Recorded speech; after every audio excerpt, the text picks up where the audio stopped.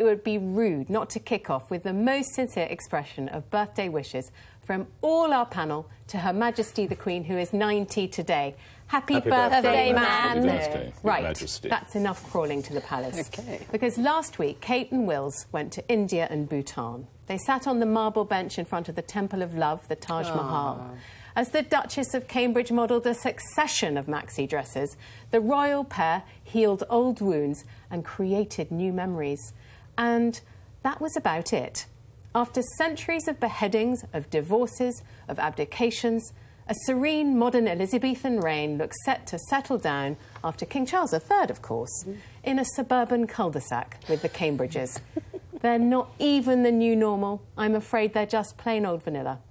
Chop my head off now for even asking this on a day of national rejoicing. I am a monarchist. But even I have to ask, are William and Kate too dull to become King and Queen of England? Can I just ask, Rachel, Kate and who?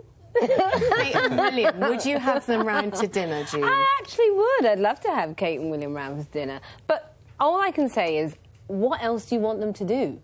Tap dance, a royal jig? They do exactly what we need them to do. We don't want any theatrics. We don't want entertainment. I like my royals safe, secure, and maybe a little bit boring, quite frankly. Do you think they're very, very boring and dull? No, I think it's difficult for them because I think, you know, they're dehumanised in the sense of when they're in public duty, when they're speaking to the press, you just see this very thin veneer. Yeah. And in person? And in person, there's lots of charities. You hang out with I Kate and Will. I don't, but there's lots of charities that they work with that I have connections with, and whenever they've visited, whenever they've shown support, the people that have met them will always say how impressed they are, how down-to-earth they are. And I think it's that era now of these people trying to sort of create that divide between the haves and the have-nots. And actually, being dull, being normal, is part of what they have to be modern. I don't agree, because I think people come to the palace and see the changing of the guard because what they want is the spectacle. They want the brocade and the Ruritania and charade. They don't want them to be the Swedish normal royals. What do you think, Nick? Well, it depends what you want the royal family to do. Exactly. And if you look at where they've just been, they are effectively the best trade ambassadors this nation has got. Totally, yeah. And if we're trying to do business with India or wherever it might be, China, it doesn't matter where we're doing, we're going to field people just as we used to field Charles and Diana. Now we field William and Kate, and that makes perfect sense. And if you are trying to do business deals, it probably makes sense. All right, yes, he is a bit staid. He does wear suits. He does dress older than his years. And yes, she probably does wear lots of frocks. But if I'm trying to sell a hotel chain or my petrol company or my cars into a particular country and I want to do deals, I put them forward, they open the door, that's what I want. I can't have him turning up dressed, I don't know, with a stud in his nose or whatever, and she looks like one of the Kardashians. It's just not going to fly. That's their role. And we want people talking about them in a respectable fashion. We don't want them talking about what scandal. No, I don't want that from But are we going to lose interest if they are so vanilla? But you're assuming that everyone's already got a great interest. And I don't, like, I don't mind the royals. I think they're all right. Don't mind if I do. Well, no, but I had the job today of going through all the newspapers, and I'm absolutely astonished by just how much coverage is in the papers. There's page after page after page. Because people are interested. Not everybody. In America, everybody is obsessed with the royals. Yeah, but they're not reading today's. Kate. But they're not reading today's UK Michelle, newspapers. if you go to Windsor Castle, there are live trucks from TV stations around the world celebrating waving it. flags They are even if you don't, and I agree, even if you don't particularly like William and Kate, they are extraordinary adverts for Britain. And look at the interest in the royal wedding. You know, they have had the sort of fairy tale love story. We love it, Rachel. What else do you want from them? No, but my point is that I think Nick's wrong. They're not ambassadors for Brand Britain. What people are interested in is not the trade representative. What they want is the pageantry. They want the palace. But they give us that.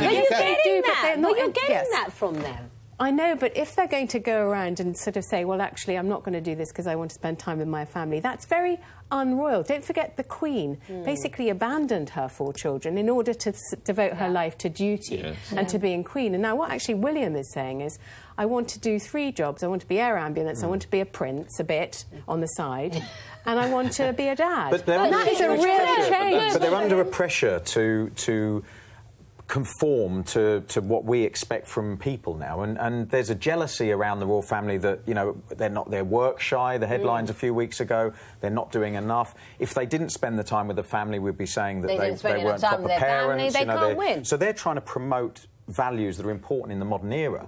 The Queen had a different role, I think. She was the Queen, and our Queen is still alive. Was much more. She is the Queen. Yeah, it means.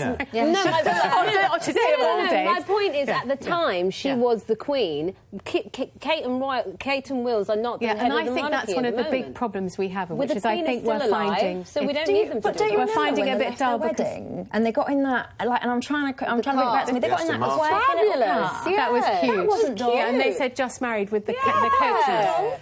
But I think my problem is that photograph which showed the future heads on our stamps. We've got the Queen now, then we're going to have Prince Charles, then we're going to have Prince William, and then we're going to have Prince George. It's like the whole next 100 years is already mapped out. So if we find it boring, what's it like for them? That's what monarchies provide, isn't it? Yeah. So whether it's financial crashes, God forbid, whether it's wars, whether it's the death of a princess, they are consistent. They are yours. Yeah. And if you go back to, and there will be people watching this who will remember this during the war, they would hear the King's voice, the King's speech, would actually guide you through, and they needed to hear. And when Diana died, there was the pressure, and I think with hindsight they would admit they got it wrong. I think she got it right. No, but they were slow. No, with the princess. Well, hold on, let me just get my central point.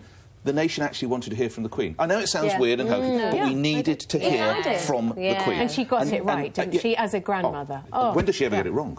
Never. I mean, we are blessed. And I'm not a fervent... I mean, I totally believe in them. I don't want to be a Republican. So she misjudged the nations in terms of how... No, the nation probably misjudged the event, actually. I think these were extraordinary events. I mean, please God, they never happen again. You can't legislate for things like that. It was absolutely extraordinary. Absolutely extraordinary. Yeah, Diana remains my favourite royal, actually. I think she's excellent. Well, may we live in uninteresting times, then. You know, the Chinese curses, may you live in interesting times. Maybe we're just lucky it's all going to be boring. That way. Let's not have William doing another job. This ridiculous thing of him being a helicopter pilot. Let's just have him being a full-time royal. If you look at the list of duties that they did last year, his grandfather, Prince Philip, did 200... No, sorry, just under 200, about 198. He did 100 William did half. William did half. He did 122. Now that is truly ridiculous that Prince Philip, he's going out more than John Whittingdale. He's out all the time work. But essentially, he's retired in the sense of he's not trying to bring up a young family. He's not trying to fit into society as a modern... Yeah, and actually... Also, we have three tiers. We have the Queen, we've got Prince Charles, and so there's no reason for them to be doing more right now. I think it's the best of a... To use a very irritating modern expression, it's early doors for Prince William. Exactly, early doors. Well, hopefully he does well and doesn't need an early bath. Football parlance. Anyway, I think the system is bonkers, but it sort of works. It works. Yeah, it works. Well, all I can say is I found it a little bit boring, so I'm gonna, if you don't mind, I'm gonna move on. Sorry, I thought we were dealing with dignity and respect. Oh, yeah, Under the dignity and respect. With respect.